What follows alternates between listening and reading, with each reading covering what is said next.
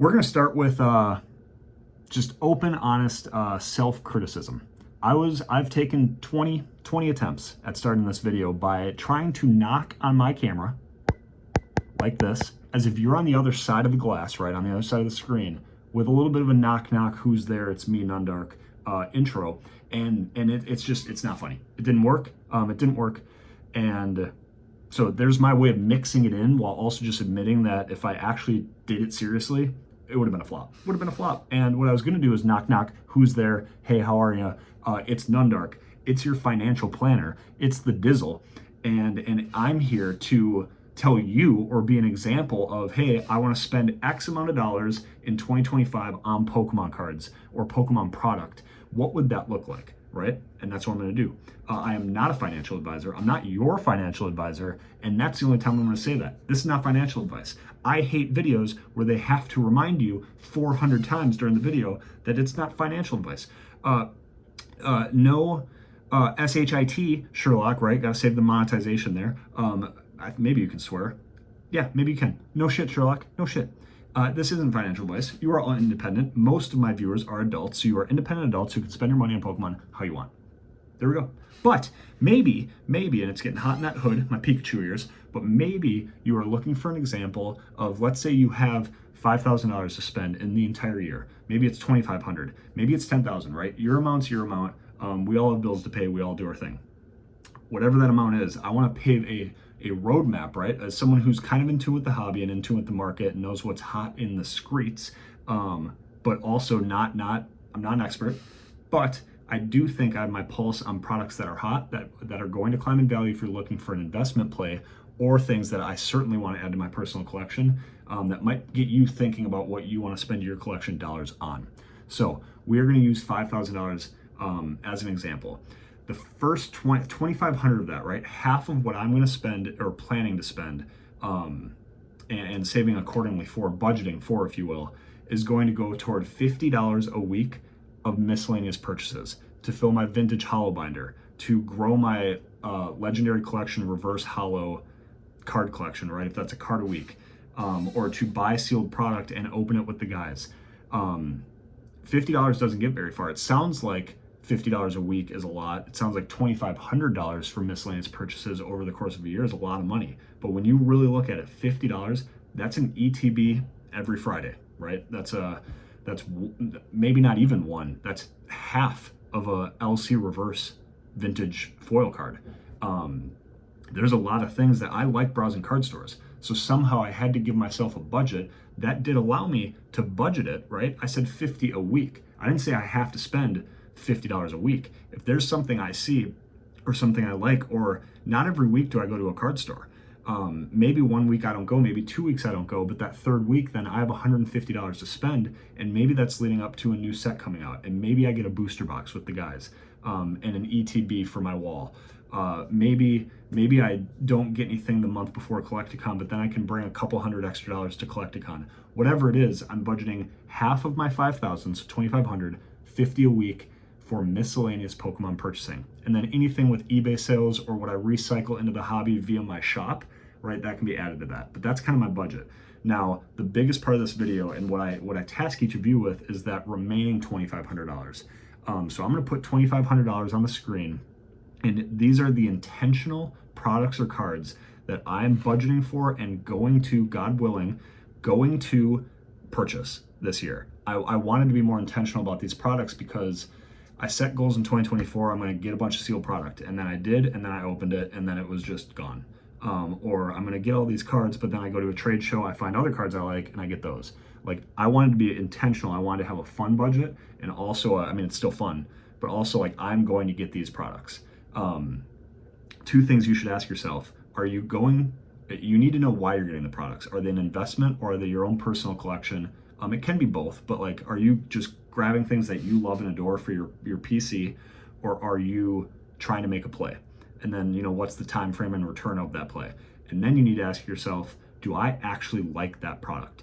This is supposed to be fun. If you want to just go give your money to an actual financial planner who can put it into some diversified portfolio stock, like a 401k, and then you just magically see your money in 10 years in a bigger amount, go do that, right? I, I just, Pokemon's supposed to be fun. We can all have different opinions on this, but like I wasn't around for the mid eras of Pokemon. I'm not going to go buy an expensive, potentially great investment 2014 booster box and have it sit on my shelf. I don't have fond memories of that set. I didn't even maybe know that set existed. And I don't want to look at it every day because it doesn't bring me joy. Joy is important. Buy product and invest in product that you believe in, that you have fond memories of either opening or seeing. I go into a card store, I see a Paldea Evolved booster box, I legitimately get happy because of all the memories that I've had opening Paldea Evolved. I want some of that sealed product just to see on my shelf, almost like I'm an LGS. I'm not, but I just want to see that sealed product. It makes me happy. And I do believe in it. I think it's going to go up in value, but I like the product. And the cards I'm buying, I also like. So are you investing or are you just buying for yourself? And then do you like the product? Okay. So $2,500 on the screen. I said that a while ago and it hasn't started to tick away. But here's what I'm buying with that $2,500. And I will show the prices of these items, the quantity I'm looking to buy, and I'll subtract from the total of $2,500 somehow via the magic of future Nundark editing this video. Okay, I'm going to look for one, and again, I'm operating off a budget here. Ideally, I'd want more of everything I'm about to mention, but one Paldea Evolved booster box priced currently at $200. I want to get one of my favorite sets and one of the first sets I got back into Pokemon and Obsidian Flames. Paldea Evolved, though, struck a different chord with me. I basically have it mastered. I've opened a lot of the product. I love Paldea Evolved. I want to spend $200 to get one Paldea Evolved booster box. Japanese 151. If I think any of these items that I'm about to say have room for growth, it is probably none more than Japanese 151 booster boxes. They were $80 to $100. Then they were $250, and then they were reprinted, and it dropped down to $100. They're currently at $115. These will, when 151, we found this with English too, when it's just gone and not in stores, and people are buying on the secondary market, it goes up in price. Why? Because it's one of the greatest sets ever made. It brought a lot of people back into the hobby. It is beloved. And the Master Ball gimmick in Japanese only is going to always make Japanese significant and strong. These will not be $150 forever. And I've opened many of them and have fond memories. I might open one of them. So I want to get 4 Japanese 151 booster boxes, potentially open 1, keep 3 sealed at $115 a piece. So those 4 boxes total $460. Then Blooming Waters. It officially, I know it's been out in some Costco's and we've seen the madness. It officially drops this Friday, February 7th. Update for you, almost a week after February 7th, as I'm editing this and about to put this out for you guys, newsflash, I did videos and shorts about this, but I did not get a bunch of Blooming Waters product. I got 1 box, waited in line 2 hours, freezing cold, lost multiple appendages, basically, and got 1 box of Blooming Waters. I will leave it there. We're gonna continue with the video, but now as you hear me want to buy 8 of them, you can laugh. And as you start to see the items at the end where I say, maybe I can only afford a PSA 5 of a certain card. Well, I think I can afford a PSA 6 or 7 now because I didn't spend as much as I wanted to on Blooming Waters. I want to go around GameStops, Best Buys, Costco's. I'm not going to fight anyone for them, but I'd ideally not like to pay for these a week later on the secondary market for over $100. Why? Because there's 12 packs of 151 in them. Will this maybe drop the market a little bit on a price per pack basis and other sealed product and even maybe the singles? Because now we have so much more 151 in circulation being opened. Sure. Will it all come back? Oh yeah. And very quickly, these 12 pack Blooming Waters boxes will not be MSRP $60. They will be $100. They will be $100 plus. I want to find 8 of them at $60. This is going to be a product that I buy to open. Not all at once, but my wife and I love opening 151. I believe in 151 from an investment. 151 brings me a crap ton of joy, and we like to open it together on date nights or special occasions, sit by the fire, open up 12 packs of 151. We used to do that with UPCs back when UPCs were $80 on TikTok Shop. Now they're $250 and an ETB is $150. We can't afford 151. So we haven't done this in a long time. To the point where if it's a super special occasion, I literally might bring home a poster collection for my wife. That's how expensive 151's gotten. So yes, I'm gonna buy a ton of the cheap, relatively speaking, only way to get 151 packs at MSRP till these are sold out. So I'm looking to get 8 at $60. That's $480. Okay, the Charizard UPC. The Charizard UPC is a product that I've opened several of. It's a fun opening experience. It's a high quality product, and the pack selection is phenomenal, and the promos are nuts. It is not a fun product from a hit ratio per pack standpoint, right? You open up a 151 UPC, you're going to get 5 to 8 hits. You open up anything Japanese that's seeded, any English booster box, you more or less get 12 hits. You kind of know what you're getting. In these, it's hey, here's a couple Lost Origin packs. Here's some Evolving Skies packs. Crazy. Here's some Silver Tempest packs. And they're just kind of thrown in there. And I personally, yeah, you can strike gold. Yeah, sure, you pull the Lugia. But more often than not, and I've opened 4 or 5 of them, you strike out. You still get the promos, you still get the goodies. It's still fun, but it's kind of defeating opening an expensive box, getting nothing in return. So why would I buy it? I believe that the Charizard UPC is going to be a massively successful investment long term, because the 3 promos alone right now are going for $75. They are banger Charizard cards.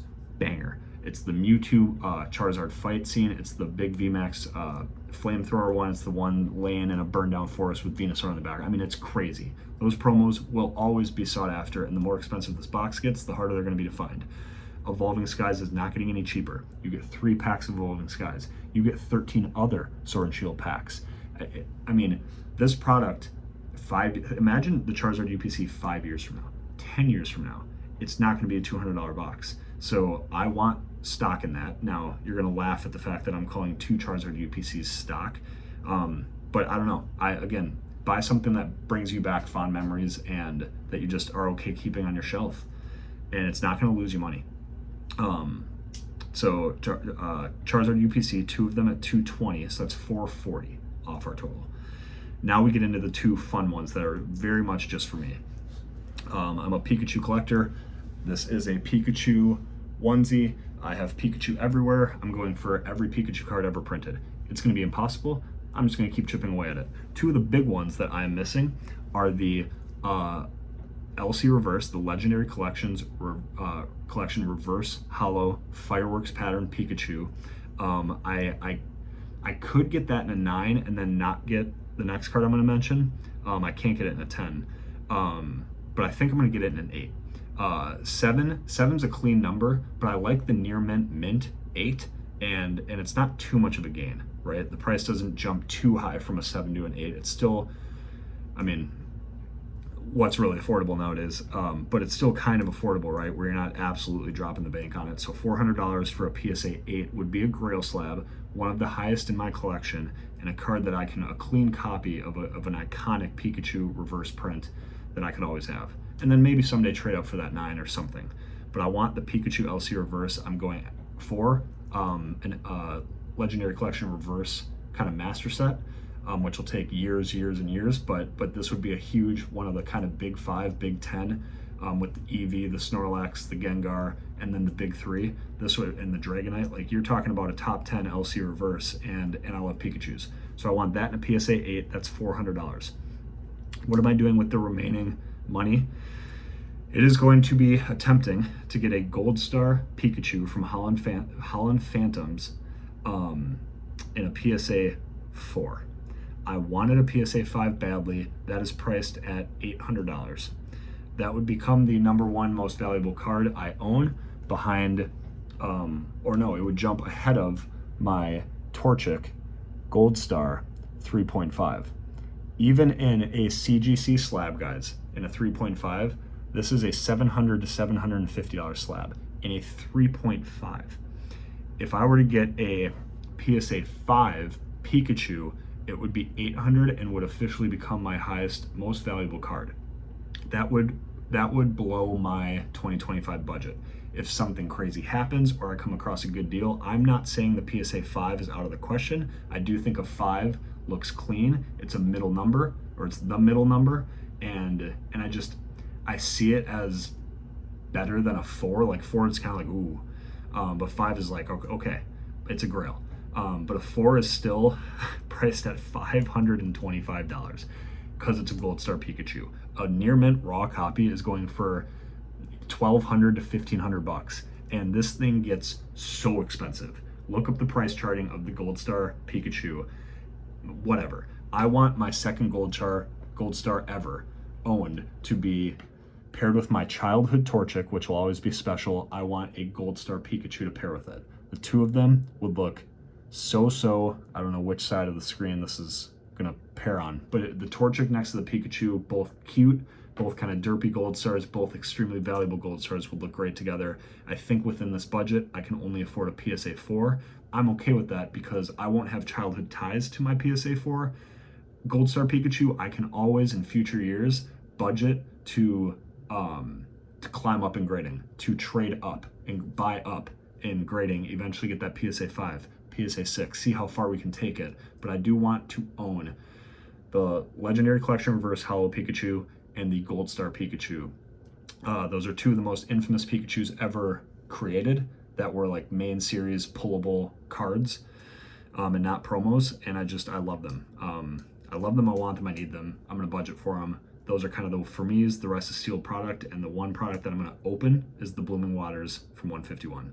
So I'm pretty sure on the screen you're either gonna see if I'm $5, $10 short, need to figure that out. If I'm 5 to 10 remaining, I'm certainly gonna spend that on another vintage hollow. So that is what I plan to do with $5,000. $2,500 for weekly fun money, $2,500 for the items I just laid out. That's my plan. I hope this kind of let you think about some products I'm thinking about that you might also like, or just in general what you are wanting to purchase. And I hope it challenges you to think about the whys, think about what you love, and then also budget around it, right? It doesn't matter if your budget's $500 for an entire year or $50,000. It doesn't matter. That's up to you. Pokemon is, yes, getting kind of unaffordable for most, and there's not product to be had, so it's super frustrating, and I sympathize with your frustration. But there is something in this hobby for everyone. So trust me, I've been to a card show. There is something in this hobby for everyone. You just gotta find it, and I know it's getting harder to do so, but you just gotta find it. Just create a budget that works for you. Hopefully this was fun. But yeah, most importantly, be a good person, tell someone you love them. We'll catch you in the next video. Subscribe if you're not. Peace.